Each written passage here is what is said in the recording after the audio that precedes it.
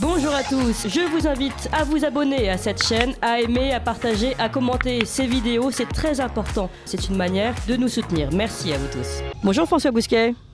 Bonjour Clémence. Alors, vous êtes rédacteur en chef de la revue Éléments, directeur de la Nouvelle Librairie, et vous revenez sur cette fameuse cérémonie des Bobards d'Or, les Césars des... Alors attention, je vais utiliser un gros mot puisque c'est anglais, des fake news. Oui, à laquelle Radio Courtoisie était associée. Les Bobards d'Or, c'est un peu les anti-Sept d'Or, la longévité en plus. La 14e cérémonie du nom, ce lundi soir, au théâtre du Gymnase sur les grands boulevards parisiens, a tenu toutes ses promesses. Beaucoup de monde, des nominés vraiment affreux et des lauréats encore plus épouvantables. Bref, une distribution royale.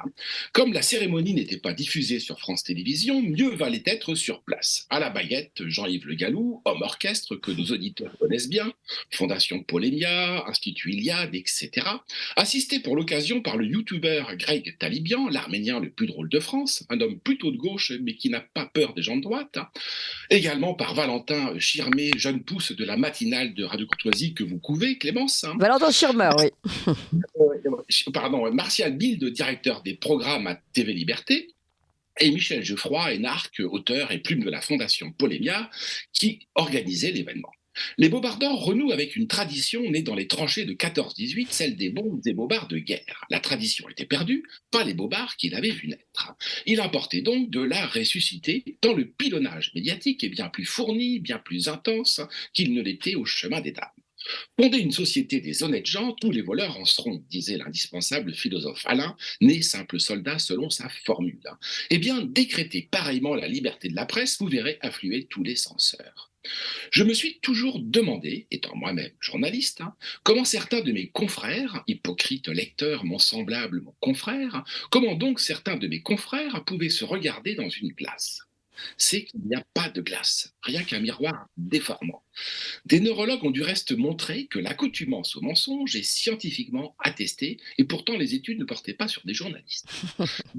La répétition accroît les comportements malhonnêtes, et c'est la mission des Bobards d'Or de les épingler.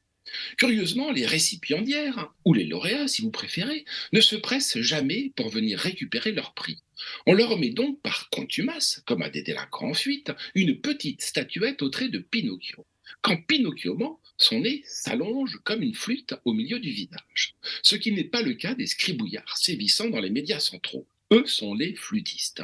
C'est du reste en leur qualité de joueurs de pipeau qu'ils sont distingués ce soir.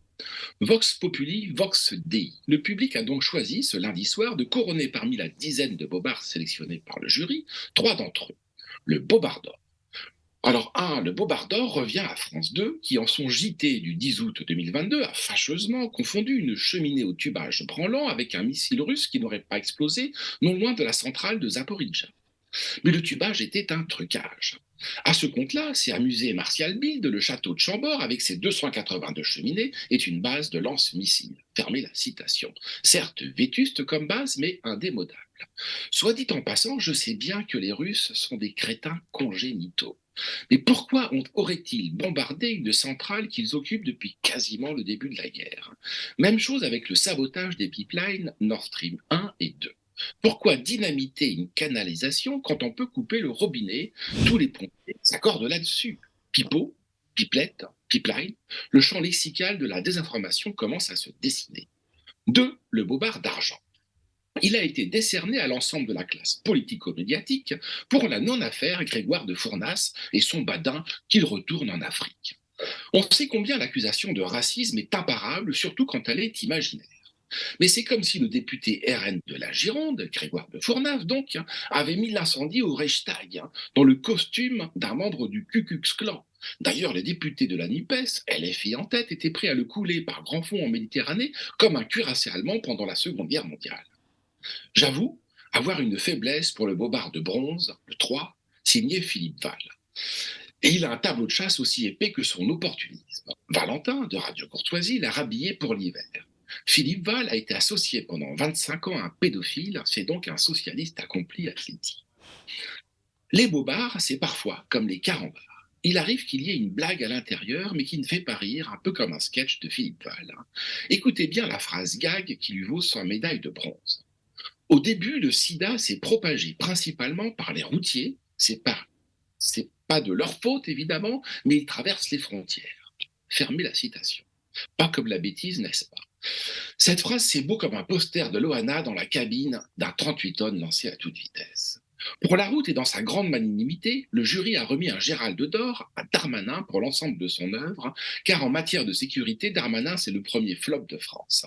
À côté, le gendarme de Saint-Tropez, c'est la police scientifique et le commissaire Navarro, Maigret sans la pipe et sans la pluie. Question incidente, pour conclure. Qui gardera les gardiens? C'est le grand dilemme de Platon dans sa République et des platoniciens. Même chose pour la vérification des faits qui est à nos pseudo-démocraties libérales, ce que le GOS contrôle était à l'Union soviétique, à savoir un dispositif assurant la conformité idéologique, qui donc fact-checkera les fact-checkers. Et qu'on me pardonne ici, mais c'est la désinformation qui empeste le globish, pas moi. Le propre de tous ces anglicismes, c'est de renverser la charge de la preuve. Ils dispensent les médias centraux d'avoir à établir la véracité de leurs allégations et de leurs sources. Rendons donc grâce aux bobards de s'en charger. C'est mieux qu'un détecteur de mensonges.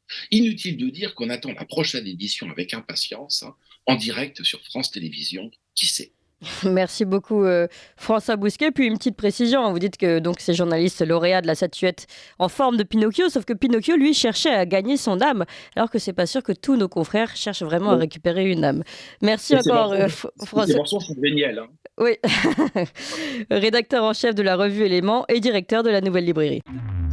Vous appréciez cette émission? Alors aidez Radio Courtoisie à en produire d'autres en indépendance totale. Rendez-vous sur soutenir.radiocourtoisie.fr. Merci d'avance.